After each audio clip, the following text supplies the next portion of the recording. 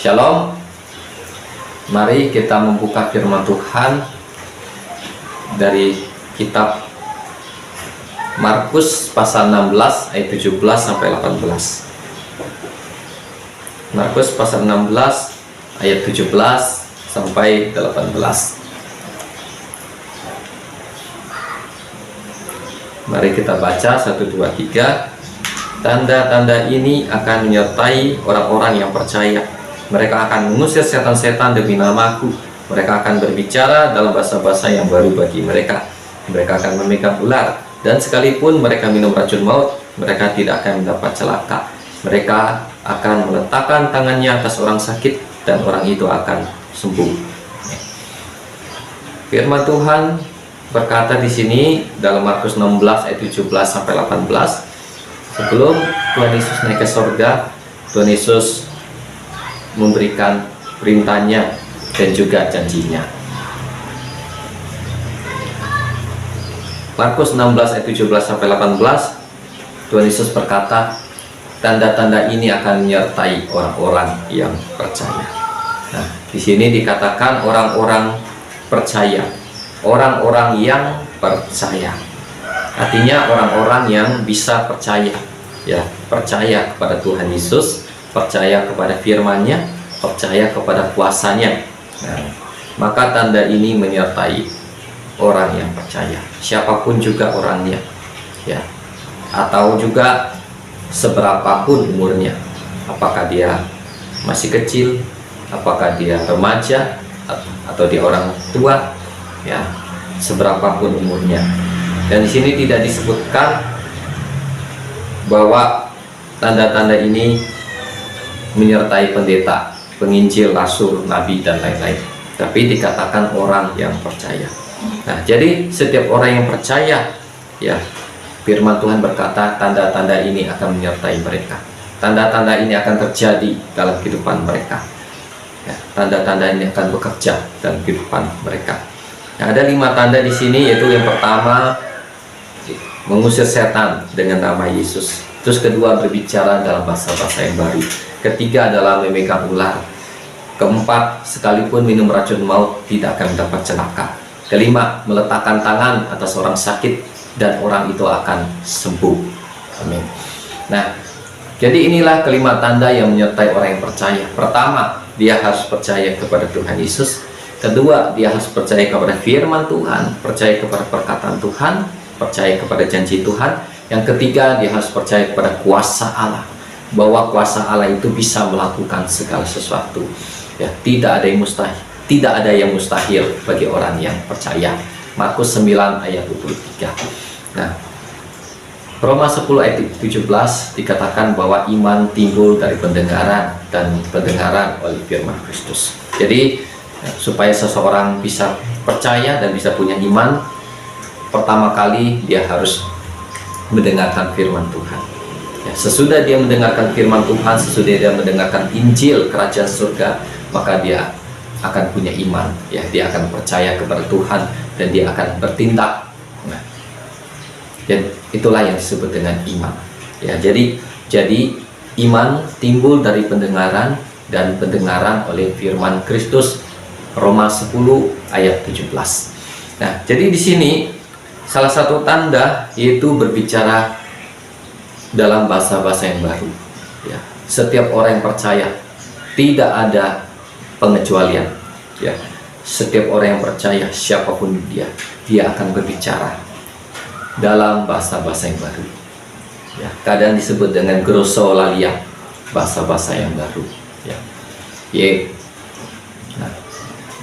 nah, kita melihat, ya, tanda-tanda ini terjadi, ya, digenapi dalam Kisah Para Rasul. Nah, kalau kita melihat di sini tanda-tanda yaitu berbicara dengan bahasa-bahasa yang baru, itu pertama kali ditulis dalam Kisah Para Rasul pasal 2, yaitu pada waktu Roh Kudus turun, murid-murid Yesus berkata-kata dengan bahasa-bahasa yang baru. Ya. Nah, jadi bahasa-bahasa yang baru ini apa? Apakah bahasa-bahasa yang baru ini bahasa manusia yang dari bumi, seperti yang ditulis dalam Kisah Para Rasul pasal 2, ya, yaitu seperti bahasa Arab, bahasa Media, bahasa Yunani, bahasa Romawi, ya, dan bahasa-bahasa lainnya yang diucapkan oleh murid-murid Yesus, yang diucapkan oleh orang-orang Galilea. Ya. Apakah yang dimaksud adalah bahasa-bahasa yang baru seperti itu? Ya, atau hanya sebatas sampai di situ saja? Ya.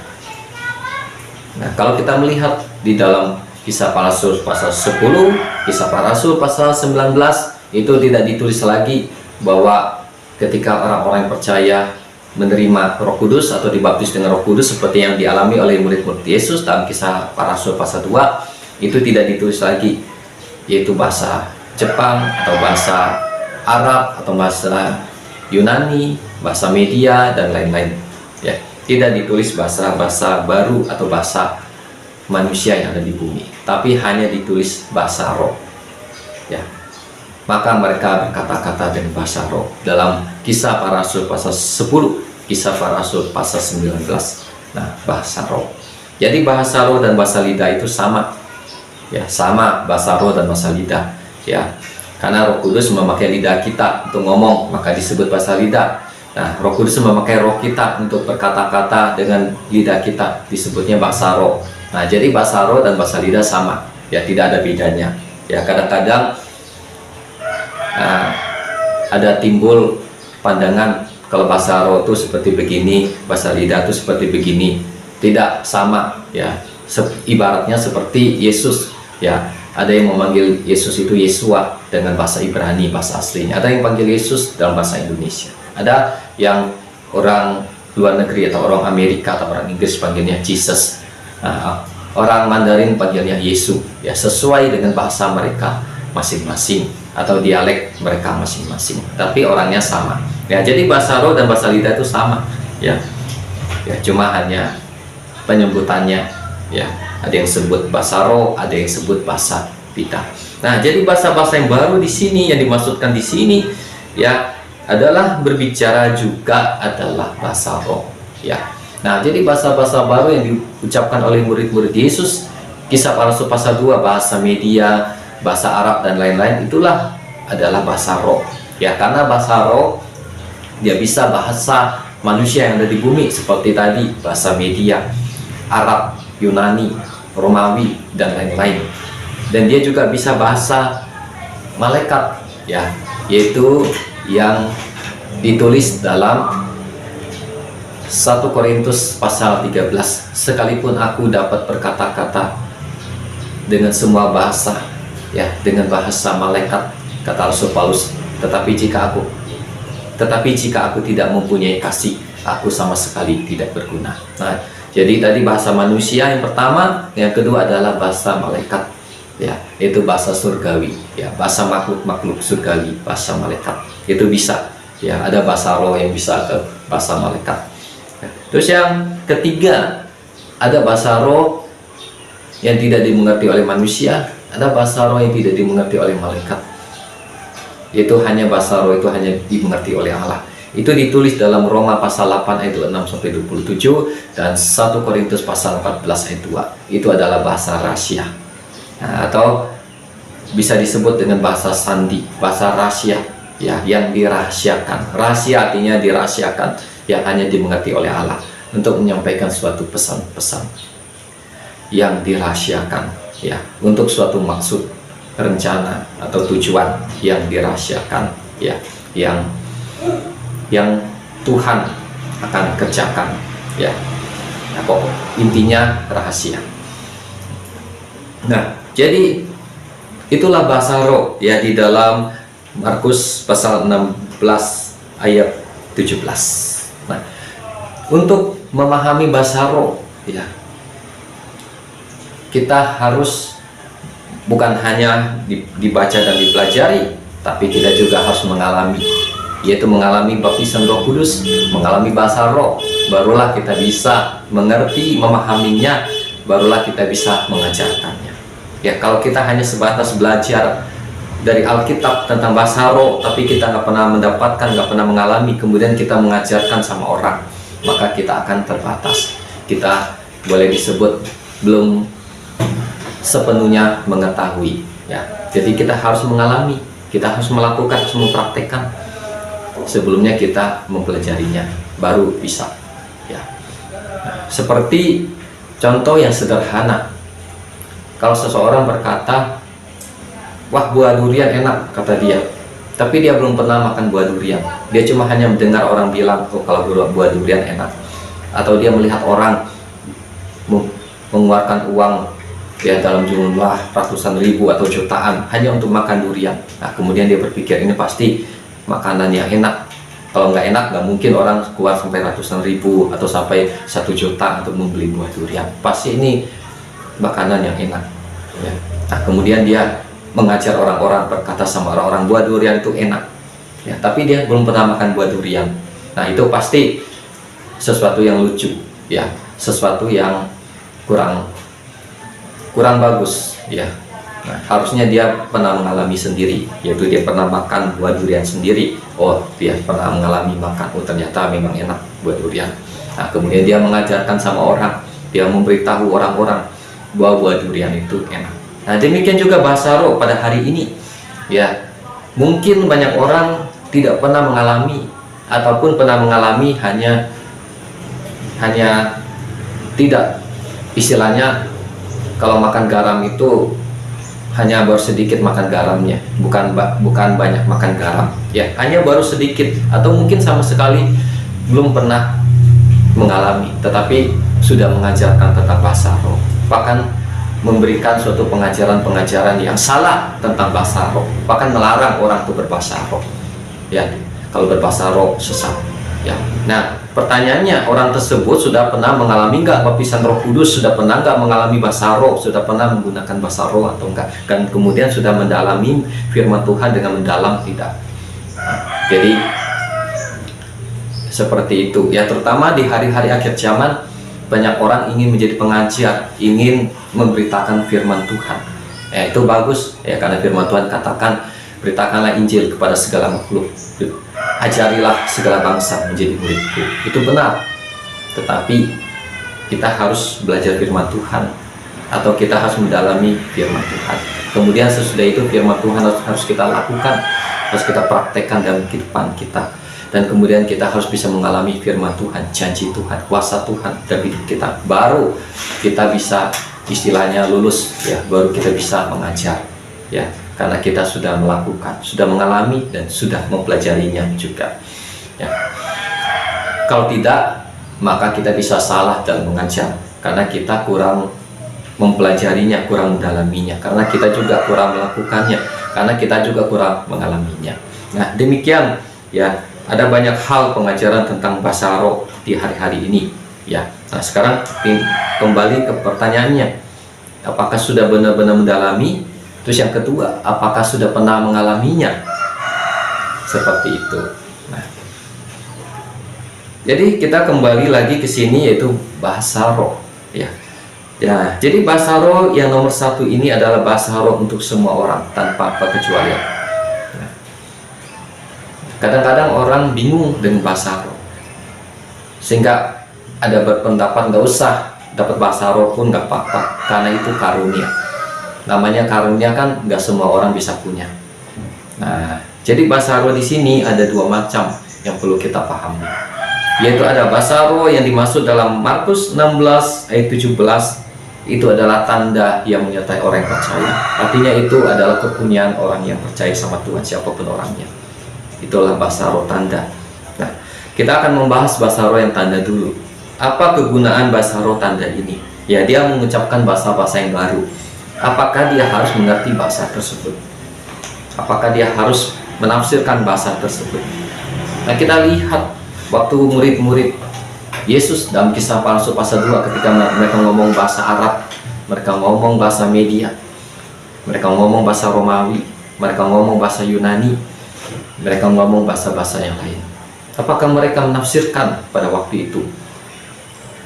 Tidak ada ditulis di Alkitab mereka menafsirkan ya. Tetapi orang-orang yang hadir pada waktu itu dari segala bangsa, dari segala negara, orang Arab mengerti yang mereka ngomong, orang Media mengerti yang mereka ngomong, orang Yunani mengerti yang mereka ngomong, dan lain-lain ya. tetapi mereka sendiri tidak menafsirkan kata-kata tersebut. Dan mereka hanya ngomong, tetapi kata-katanya itu mempunyai arti.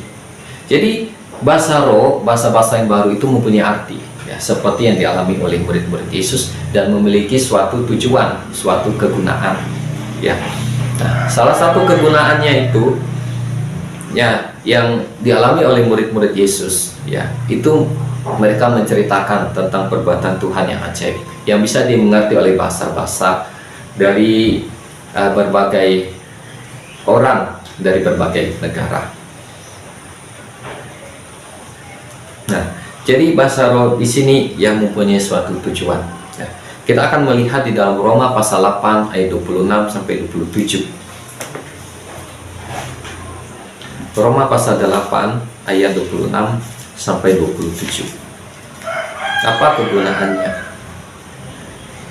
Roma pasal 8 ayat 26 sampai 27. 1, 2, 3. Demikian juga roh membantu kita dalam kelemahan kita, sebab kita tidak tahu bagaimana sebenarnya harus berdoa, tetapi roh sendiri berdoa untuk kita kepada Allah dengan keluhan-keluhan yang tidak terucapkan. Dan Allah yang menyelidiki hati nurani mengetahui maksud roh itu, yaitu bahwa ia sesuai dengan kehendak Allah berdoa untuk orang-orang kudus. Nah, jadi bahasa roh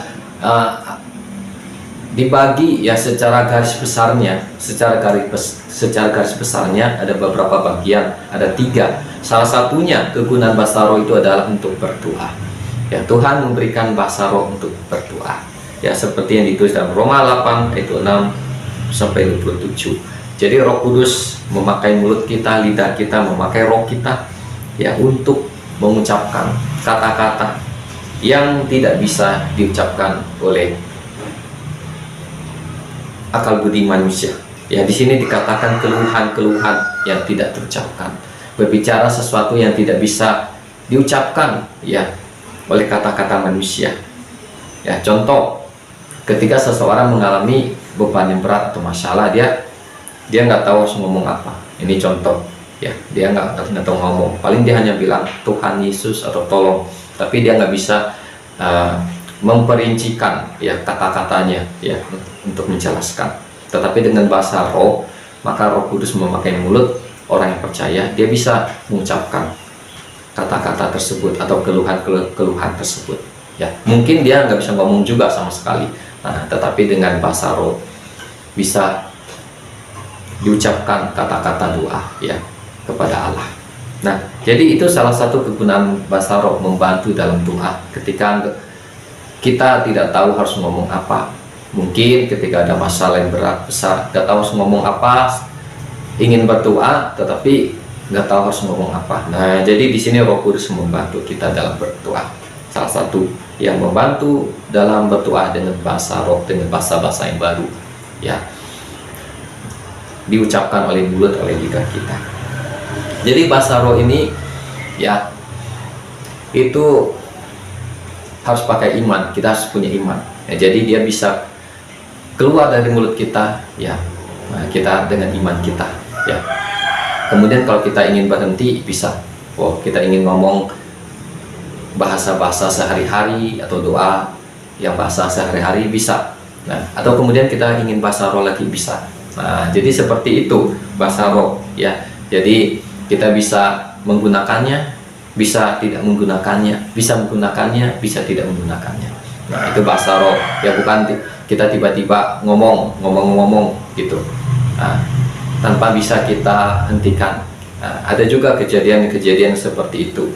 Tetapi yang normalnya atau secara umumnya bahasa roh itu dia bisa dihentikan. Bisa juga kita ngomong, kalau kita ingin ngomong bisa, kalau kita ingin hentikan bisa. Nah, itu adalah keunikan dari bahasa roh. Jadi bahasa roh bukan tiba-tiba kayaknya kita hilang kendali gitu, ngomong-ngomong terus. Ya, memang ada kejadian-kejadian tertentu, nah, tetapi tidak sering seperti itu. Hanya kejadian-kejadian tertentu dalam hal-hal tertentu. Yang umumnya, yang sewajarnya itu bahasa roh bisa, kalau bisa kita hentikan. Ya, kita mau ngomong bisa ngomong, kita mau berhenti bisa berhenti. Jadi bisa kita atur. Cuma bukan pikiran kita, bukan akal budi kita, bukan bahasa akal budi, tetapi itu adalah bahasa roh, ya, pemberian dari Roh Kudus. Nah, itu adalah keunikan dari bahasa roh. Ya, bagaimana kita bisa mengalami bahasa roh ini, bisa mengalami baptisan Roh Kudus? Nah, firman Tuhan tadi sudah memberikan syaratnya, sudah memberikan perintah, yaitu orang yang percaya, orang yang punya iman, maka dia bisa ngomong bahasa-bahasa yang baru. Maka tadi firman Tuhan bilang, orang yang percaya, orang yang punya iman, maka dia akan ngomong bahasa-bahasa yang baru, ya. Dan bahasa-bahasa yang baru itu adalah bahasa yang punya arti, bukan sembarangan, ya. Nah, bahasa yang memiliki kuasa. Nah, salah satu di sini Roma 8 ayat 26 sampai 27 adalah untuk kegunaannya untuk berdoa. Ya, kegunaannya untuk berdoa. Itu garis besar, ya, kegunaan dari bahasa roh untuk berdoa. Ya, untuk membantu kita dalam berdoa. Ya, mungkin kita nggak tahu harus ngomong apa, banyak masalah. Bahasa roh, ya, Roh Kudus pakai bahasa roh untuk membantu kita berdoa. Nah, itu yang pertama. Terus yang kedua, kegunaan dari bahasa roh dalam Yohanes pasal 4 ayat 23 sampai 24. Injil Yohanes pasal 4 ayat 23 sampai 24.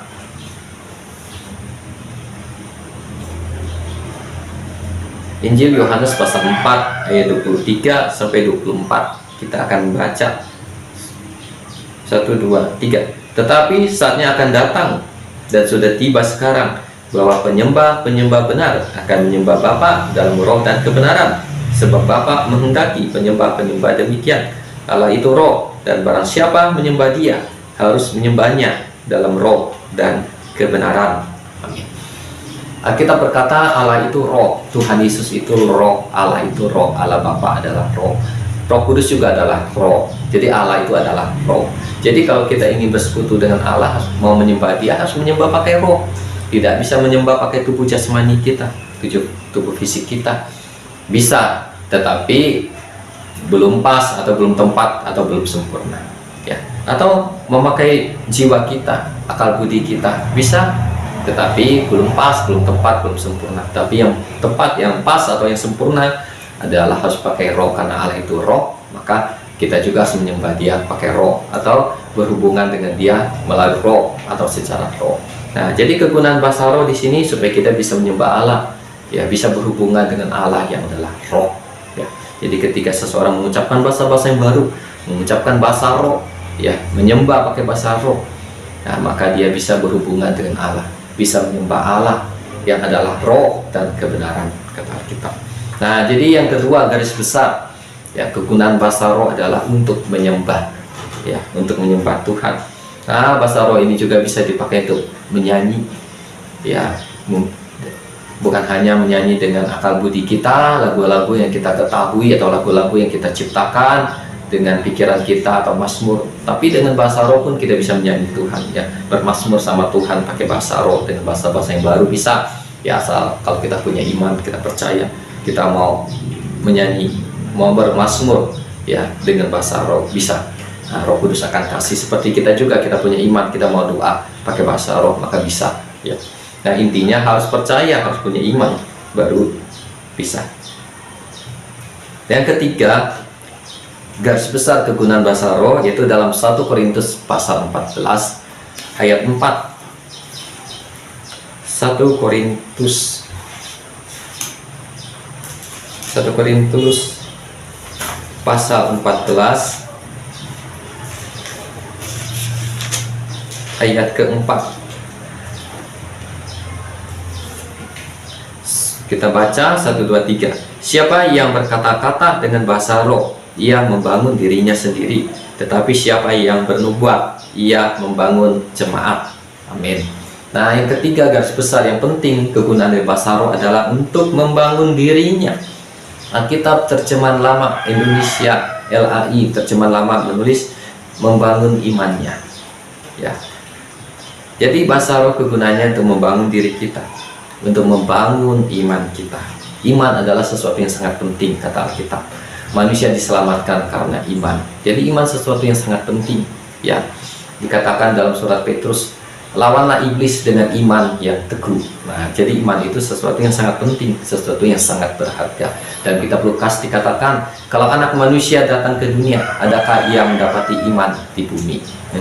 Jadi Roh Kudus dengan bahasa roh itu untuk membangun diri kita, untuk membangun iman kita, supaya iman kita semakin bertumbuh, supaya iman kita semakin kuat, ya, semakin bertumbuh, artinya semakin besar, ya, semakin kuat. Nah, itulah kegunaan bahasa roh untuk membangun diri kita, untuk membangun iman kita.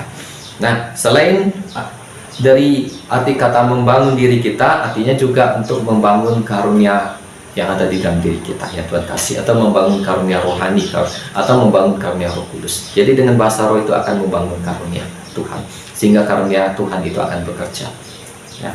Dalam 1 Korintus pasal 12 ada 9 karunia Roh Kudus. Nah, jadi dengan bahasa roh itu, maka karunia Roh Kudus akan bekerja. Contoh karunia iman akan bekerja. Karunia kesembuhan kesembuhannya akan bekerja. Karunia nubuat, ya, karunia nubuatnya juga akan bekerja, ya. Nah, contoh kalau kita melihat di Alkitab, ya, dalam Kisah Para Rasul, ketika Kisah Para Rasul 10, Kisah Para Rasul 19, termasuk Kisah Para Rasul pasal 2, ketika Roh Kudus turun memenuhi seseorang, yaitu orang yang percaya, memenuhi mereka atau membaptis mereka, ya, Tuhan membaptis dengan Roh Kudus memenuhi mereka, kemudian mereka berkata-kata dalam bahasa-bahasa yang baru, maka sesudah itu dikatakan mereka bernubuat, ya, mereka berkhotbah. Artinya, ya, sesudah mereka berkata-kata dengan bahasa roh, maka membangun diri mereka, membangun karunia yang ada di dalam diri mereka, sehingga mereka bernubuat, mereka berkhotbah, ya. Itu yang ditulis di dalam kitab Kisah Para Rasul, ya. Dalam pengalaman saya secara pribadi, di mana saya pernah mengalami pelayanan nubuat, ya, dinubuatkan oleh orang-orang atau oleh nabi Tuhan. Nah, saya ingat, ya, saya memperhatikan bagaimana mereka bernubuat pada waktu itu. Sebelum mereka bernubuat, mereka berbahasa roh. Sesudah berbahasa roh, kemudian mereka bernubuat, menyampaikan pesan-pesan Tuhan, ya, baik orang yang pertama, orang yang kedua, ya, saya memperhatikan seperti itu. Nah, jadi kembali dihubungkan dengan Alkitab, kitab Kisah Para Rasul, yaitu ketika seseorang berbahasa roh itu, maka karunia Roh Kudus itu akan bekerja, karena tadi membangun dirinya. Nah, juga berbicara membangun karunia yang ada di dalam dirinya, membangun pengurapan Allah yang ada di dalam dirinya. Nah, itu kegunaan dari bahasa roh, ya. Jadi bahasa roh ada kegunaannya. Nah, ini secara garis besar, ya, kegunaan dari bahasa roh ada 3. Ya, untuk berdoa, untuk menyembah, untuk membangun dirinya, untuk membangun iman, untuk membangun karunia-karunia yang ada di dalam dirinya. Nah, kemudian dalam pengaturan memakai bahasa roh ini, itu ada ditulis dalam 1 Korintus pasal 14. Nah, tadi bahasa roh ini ada 2 macam. Nah, inilah bahasa roh yang pertama adalah bahasa roh umum untuk semua orang yang percaya sama Tuhan Yesus. Ya, bukan hanya pendeta, penginjil, nabi, rasul, tapi untuk semua orang yang percaya sama Tuhan Yesus. Bahkan anak kecil pun, kalau dia udah punya iman, udah percaya Tuhan Yesus sungguh-sungguh, dia haus rindu untuk dipenuhi Roh Kudus, dia bisa dipenuhi Roh Kudus, dia bisa ngomong bahasa-bahasa yang baru, bisa ngomong bahasa roh, ya. Seperti itu. Yang penting dia punya iman, percaya sama Tuhan Yesus, ya, karena Roh Kudus ini, atau baptisan Roh Kudus atau bahasa roh ini, hanya Tuhan berikan sama orang-orang yang beriman, sama orang-orang yang percaya sama Tuhan Yesus. Dan Alkitab tidak menentukan umurnya 17 tahun baru bisa, atau umurnya 20 tahun ke atas baru bisa. Kita nggak menentukan umurnya. Artinya setiap orang yang percaya Tuhan Yesus, berapapun umurnya, kalau memang dia sudah percaya, sudah mengerti firman Tuhan, memahami, percaya, beriman, ya, menerima Yesus, ya, berdoa minta sama Tuhan Yesus, dia bisa mendapatkan. Walaupun dia umurnya sudah 80 tahun atau 100 tahun, tapi kalau dia tidak punya iman, tidak sungguh-sungguh, dia juga tidak akan mendapatkan. Oke, nah, jadi seperti itu.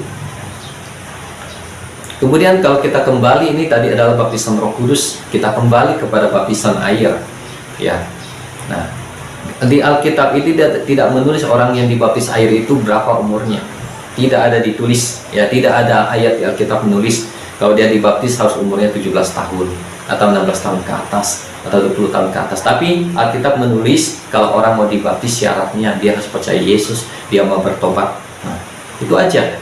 Dalam kitab Kisah Para Rasul, Sida-sida di Ethiopia ngomong sama Filipus, bolehkah saya dibaptis saat ini juga? Kata Filipus, bisa. Padahal Sida-sida dari Ethiopia ini baru mendengarkan Injil pada waktu itu.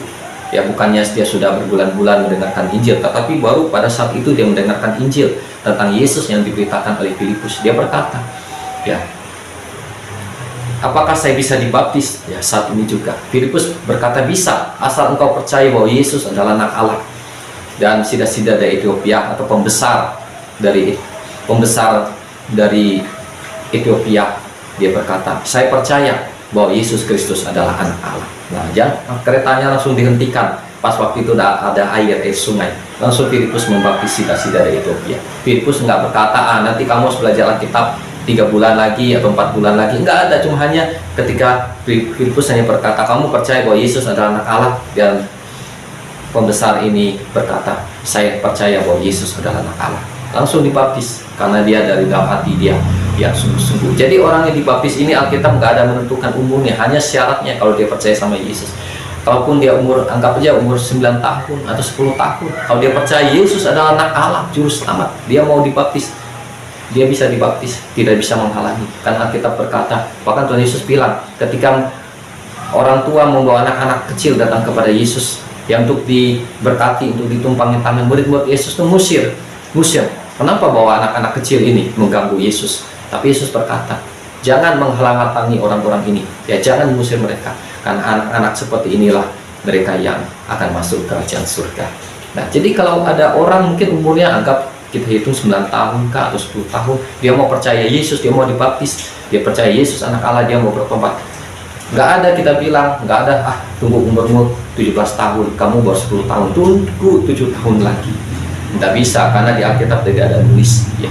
Kalau seandainya dia 10 tahun, tiba-tiba umur 11 tahun dia mati kecelakaan, dia belum dibaptis. Nah, bagaimana ya pertanggungan jawab ya dari para hamba-hamba Tuhan, terutama orang-orang yang dia minta untuk dibaptis, yang menunda untuk dibaptis, karena keselamatan tidak bisa ditunda, karena manusia nggak tahu kapan Tuhan akan memanggil seseorang. Jadi dibaptis nggak ada ditentukan umurnya, yang penting kita udah percaya Yesus, yakin, walaupun umur kita udah 100 tahun pun ya kita mau dibaptis tapi nggak sungguh-sungguh percaya Tuhan, nggak mau bertobat pun percuma ya, walaupun umurnya udah 100 tahun. Nah, tapi walaupun umurnya seanggap 10 tahun atau 9 atau berapa, ya nggak usah disebutlah umurnya, anggap masih kecil ya menurut hitungan manusia, tapi dia udah percaya Tuhan Yesus sungguh-sungguh, dia mau bertobat, dia mau ikut Tuhan. Nah, itu tidak bisa dihalangi, dia bisa dibaptis ya. Nah, jadi seperti itu. Demikian juga baptisan Roh Kudus, walaupun dia masih kecil tapi dia punya iman, percaya sama Yesus sungguh-sungguh, maka Tuhan Yesus memenuhi dia dengan Roh Kudus, dia bisa berkata-kata dengan bahasa roh, dengan bahasa-bahasa yang baru. Nah, jadi ini tadi bahasa roh ini ada 2 macam ya. Ini yang disalah mengerti ya, semua orang-orang menyamakan bahasa roh itu menjadi satu, padahal ada dua bagian ya. Nah, jadi bahasa roh yang pertama adalah tanda atau umum untuk semua orang yang percaya. Yang kedua adalah bahasa roh secara khusus yang disebut karunia. Nah, ini tidak bisa didapatkan atau tidak bisa dialami oleh orang-orang percaya secara keseluruhan. Mereka bisa dapatkan, bisa mengalami, tapi dalam suatu kayak mungkin mereka minta sama Tuhan, dalam suatu peningkatan iman, kerohanian dan hidup mereka bisa ya mereka mengalami seperti itu. Nah, tetapi nggak semua orang yang percaya bisa mengalami namanya karunia bahasa roh. Nah, jadi yang kedua adalah namanya karunia bahasa roh. Kita akan melihat dalam 1 Korintus pasal 12.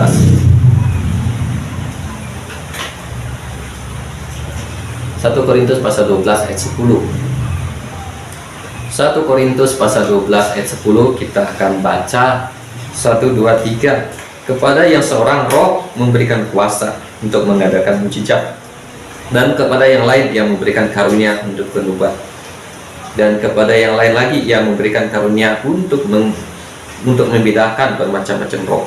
Kepada yang seorang yang memberikan karunia untuk berkata-kata dengan bahasa roh, dan kepada yang lain yang memberikan karunia untuk menafsirkan bahasa roh itu.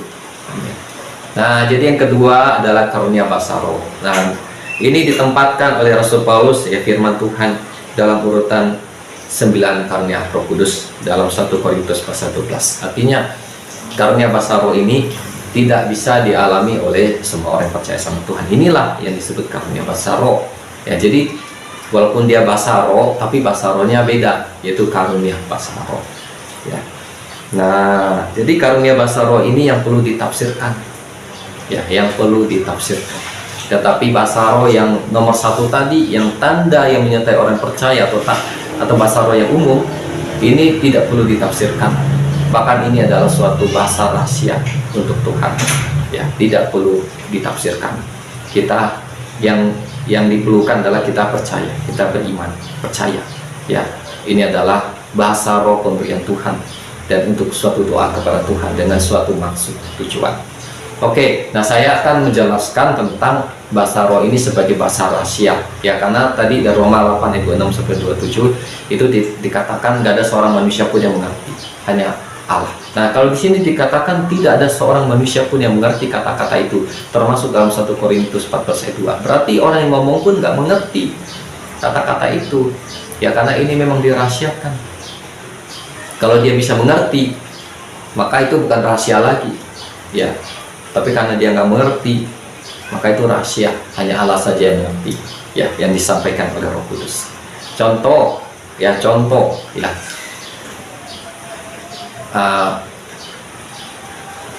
Dia berdoa, kemudian dia mengucapkan bahasa roh.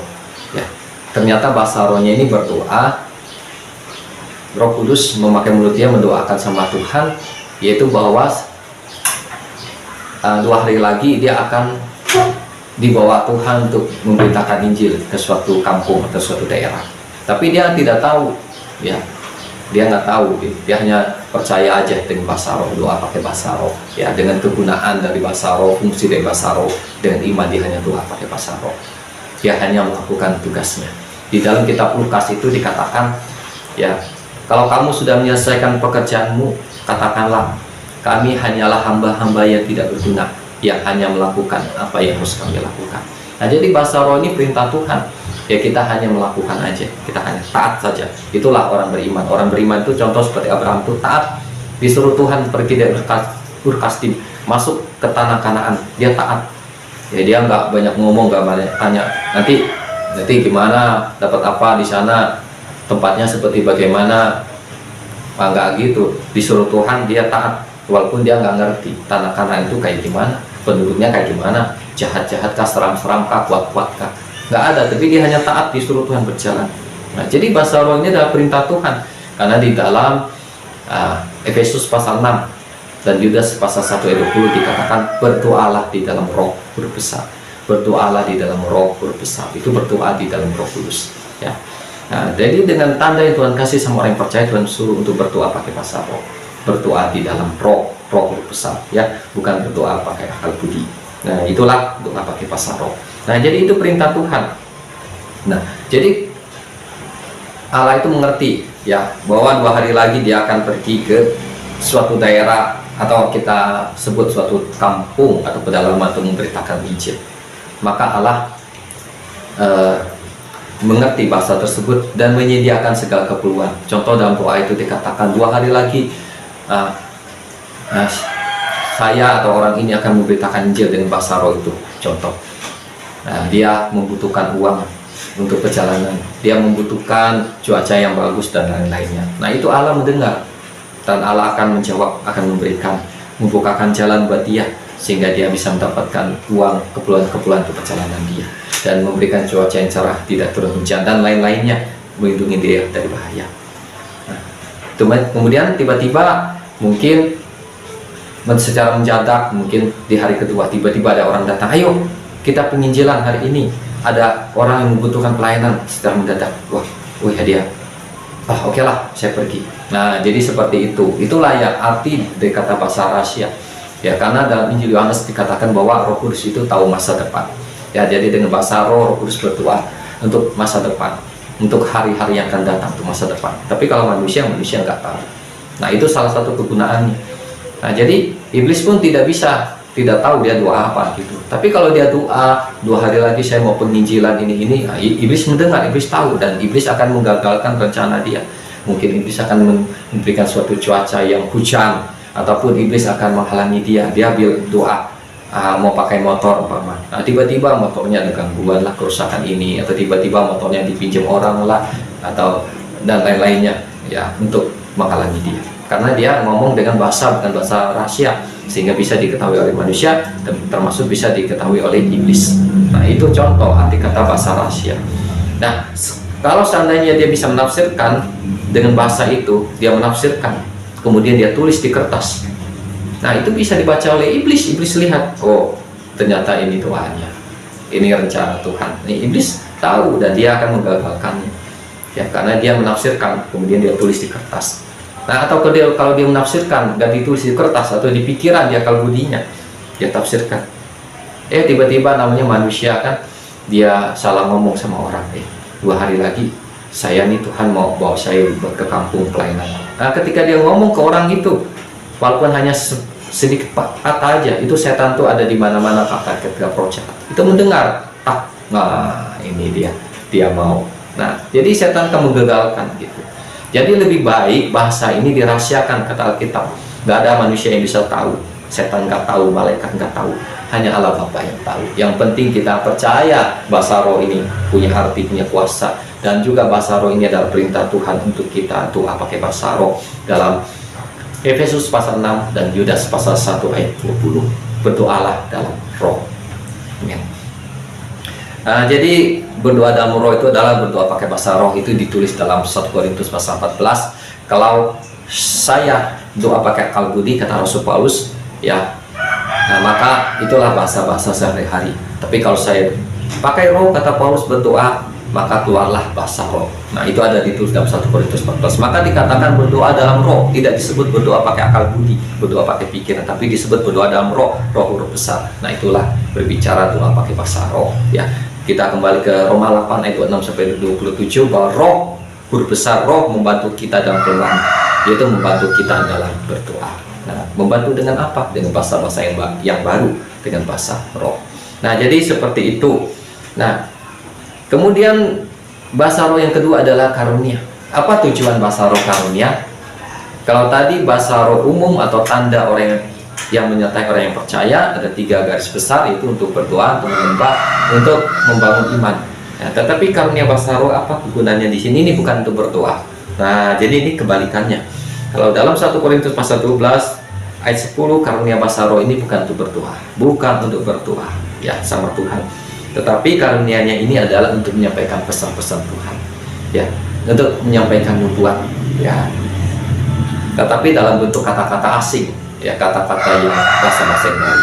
Maka di sini disediakan suatu karunia lagi, yaitu karunia untuk menafsirkan bahasa roh. Contoh, dia berbahasa roh, apa-apa dia ucapkan, pokoknya apa gitu. Nah, tapi bukan bahasa roh yang pertama, bukan untuk doa, tapi bahasa roh pesan dia ucapkan. Nah, Alkitab dalam 1 Korintus pasal 14 menulis, kalau ada orang yang ngomong seperti itu, harus ada orang yang bisa menafsirkan. Apakah dia sendiri yang menafsirkan kata-kata dia, ataukah ada orang-orang yang di sekeliling itu yang bisa menafsirkan? Kata Alkitab 1 Korintus 14, kalau tidak ada yang bisa menafsirkan, maka dia harus diam. Karena percuma, karena tidak tahu artinya. Karena tadi bahasa roh tadi itu bukan untuk doa sama Tuhan, tapi untuk ngomong sama manusia, untuk menyampaikan kata-kata sama manusia, pesan sama manusia. Maka harus dimengerti, harus ditafsirkan, ya. Nah, jadi kegunaan bahasa roh karunia, bahasa roh ini untuk menyampaikan pesan Tuhan. Dia menyampaikan pesan Tuhan, dia menyampaikan pesan Tuhan. Contoh, dia berbahasa roh, nah, kemudian ada orang menafsirkan. Contoh, yaitu umpama 5 hari lagi akan terjadi banjir di daerah ini, umpama. Nah, persiapkanlah apa yang diperlukan, ya. Contoh, siapkan sembako kah, siapkan perahu kah, atau mungkin angkutlah barang-barang dulu. Nah, itu udah disampaikan pesan sama Tuhan melalui bahasa roh itu. Nah, itu harus ditafsirkan, karena itu seperti nubuat, ya, seperti karunia nubuat. Kalau karunia nubuat itu bukan dengan bahasa roh, tapi dengan bahasa-bahasa sehari-hari, tapi dia langsung menyampaikan, tidak usah ditafsirkan. Tapi kalau karunia bernubuat atau menyampaikan pesan dalam bentuk bahasa roh, itu perlu ditafsirkan, ya. Jadi itu perlu ditafsirkan. Nah, jadi ketika disampaikan pesan-pesan, maka manusia atau orang-orang yang percaya sama Tuhan itu tahu akan terjadi hal ini. Nah, mereka bisa siap-siap, ya, siap-siap umpama mempersiapkan. Ternyata pas 4 hari atau 5 hari itu, tadi 5 hari ya. Nah, pas 5 hari tiba-tiba datang banjir. Ya benar, tapi mereka tidak mengalami kerugian karena mereka sudah diberitahu oleh Tuhan sebelumnya melalui karunia Basaro dan karunia menafsirkan Basaro. Nah, jadi itulah kegunaan yang kedua adalah karunia Basaro. Ya. Nah, jadi ada 2 macam Basaro. Ya. Dua-duanya ini tidak bisa disamakan. Ya. Nah, kadang-kadang orang menyatukan sehingga ketika orang berbasaro, berdoa, menyembah Tuhan dilarang, nggak boleh kamu ibadah pakai basaro karena ada tertulis dalam Alkitab kalau kamu berbasaro harus ditafsirkan. Nah, jadi itu salah, atau kata orang tuh rancu, ya, rancu bahasanya salah, ya. Karena dalam 1 Korintus pasal 14 ayat 39 dikatakan jangan melarang orang memakai basaro. Nah, maksudnya jangan melarang orang pakai basaro itu kalau basaronya itu adalah doa untuk Tuhan. Ya, salah satu pengertiannya seperti itu. Ya, kamu kalau sembahyang nggak boleh pakai basaro, nggak boleh ada basaro di gereja ini, di kebaktian ini sama sekali basaro nggak boleh ada, karena ada tertulis dalam Alkitab kalau ngomong basaro nggak bisa ditafsirkan, nggak usah pakai basaro. Nah, ini salah pengertian karena tidak bisa membedakan basaronya yang seperti apa. Karena apa? Karena nggak mengalami tentang basaro, karena nggak pernah dapat baptisan Roh Kudus tentang basaro, karena nggak mendalami firman Tuhan dengan lebih mendalam lagi. Nah, itu ada 3 hal: nggak mendalami firman Tuhan lebih dalam, kedua nggak pernah mengalami baptisan Roh Kudus, kemudian nggak pernah mempraktekkan basaro itu, nggak pernah digunakan dalam kehidupannya sehari-hari, nggak pernah dilakukan, nggak pernah dialami, nggak dipelajari dengan mendalam, ya maka seperti itu. Nah, jadi di Alkitab 1 Korintus 14 ayat 39 ditulis jangan melarang orang pakai basaro. Nah, seperti itu. Nah, jadi kalau orang berdoa pakai basaro untuk berdoa sama Tuhan, menyembah sama Tuhan, tidak apa-apa. Tetapi di ayat 40 itu ada dijelaskan lagi, segala sesuatu harus berlangsung dengan sopan, dengan teratur, dengan tertib. Artinya, walaupun itu basaro untuk menyembah Tuhan, untuk membangun iman, ya dia juga harus bisa menggunakannya dengan tepat. Dia boleh menggunakan, tapi menggunakan dengan tepat. Contoh, ketika orang khotbah, dia pakai basaronya kuat-kuat, mengganggu orang. Nah, itu kan tidak boleh, walaupun itu benar. Nah, itu penempatannya salah. Ya. Nah, kalau dia berbasaro, sebelum firman Tuhan atau apa, bisa. Atau jemaat yang berbasaro bisa. Ya. Nah, dia ada aturan. Kan dia berbasaronya hanya sebentar, hanya berapa menit kalau gitu. Kecuali dia dari awal ibadah sampai selesai ibadah basaro terus, ya itu nggak tepat atau boleh disebut salah, walaupun itu memang pemberian Roh Kudus atau benarnya, tapi menjadi salah karena 1 Korintus 14 ayat 40 dilakukan dengan tidak tepat, dilakukan dengan tidak bijaksana. Jadi intinya kalau orang beribadah pakai basaro itu tidak dilarang, boleh ya, karena Yohanes 4 ayat 23 sampai 24 ya, itu basaro untuk menyembah Tuhan. Kita kan menyembah Tuhan, basaro untuk memuji Tuhan, untuk memuliakan Tuhan, jadi boleh. Cuma basaro yang untuk pesan itu kalau tidak ada yang bisa menafsirkan, itu jangan digunakan dalam ibadah. Itu yang pertama, nggak boleh karena nggak bisa ditafsirkan ya. Lebih baik kalau memang dia mau gunakan yang untuk dirinya sendiri, kata firman Tuhan, ngomong-ngomong gitu-gitu aja lah untuk dirinya sendiri ya. Karena nggak dia bisa menafsirkan, dia sendiri pun nggak bisa menafsirkan ya. Tapi kalau basaro yang nomor 1 untuk berdoa menyembah Tuhan, nah itu bisa digunakan dalam ibadah. Cuma ya ada ketentuannya lah ya, nggak dari ibadah dari awal sampai akhir basaro terus, ataupun orang mau khotbah basaro terus dari awal sampai akhir, yang juga nggak begitu ya. Dia bisa berbasaro sebentar, berapa menit bisa, ada gitu dia khotbah ya, atau dia berbasaro berapa menit ya, kemudian dia memuji Tuhan, menyembah Tuhan, bisa ya basaro. Jadi bukan berarti nggak boleh pakai basaro sama sekali, salah. Kalau pakai basaro salah atau sesat, nah itu nggak ada di Alkitab ya. Makanya pelajari Alkitab, itu nggak ada di Alkitab tuh, apalagi bilang orang basaro sesat, nggak ada di Alkitab. Mana ayatnya, dicari, nggak ada Karena Alkitab sudah menulis 1 Korintus 14 ayat 39, jangan melarang orang pakai bahasa roh. Kemudian di ayat 40, segala sesuatu harus berlangsung dengan sopan dan teratur. Nah, jadi itu tadi, bahasa roh ada 2 macam dan ada kegunaannya. Ya, punya kegunaannya masing-masing. Ya, karena banyak hal yang mungkin kurang dimengerti sehingga bahasa roh ini disatukan, digabungkan. Ya, padahal bahasa roh ini terpisah, ada 2 macam. Ya, tapi karena tidak mengerti maka disatukan, ya, sehingga orang berbahasa roh dilarang. Nah, ini salah, ya. Nah, jadi ini sudah disebutkan tadi, dijelaskan tentang penempatan menggunakan bahasa roh. Jadi kalau kita pakai bahasa roh tidak apa-apa, ya. Terlebih lagi segala sesuatu yang kita lakukan untuk memuliakan Tuhan, memuliakan Tuhan Yesus, memuliakan Bapa yang ada di surga, itu tidak apa-apa, ya. Nah, segala sesuatu harus kita lakukan, kata Alkitab, dengan bijaksana, dengan sopan, dengan teratur, dengan tertib, sehingga boleh menjadi berkat dan boleh memuliakan Tuhan. Demikian firman Tuhan. Tuhan Yesus memberkati. Amin.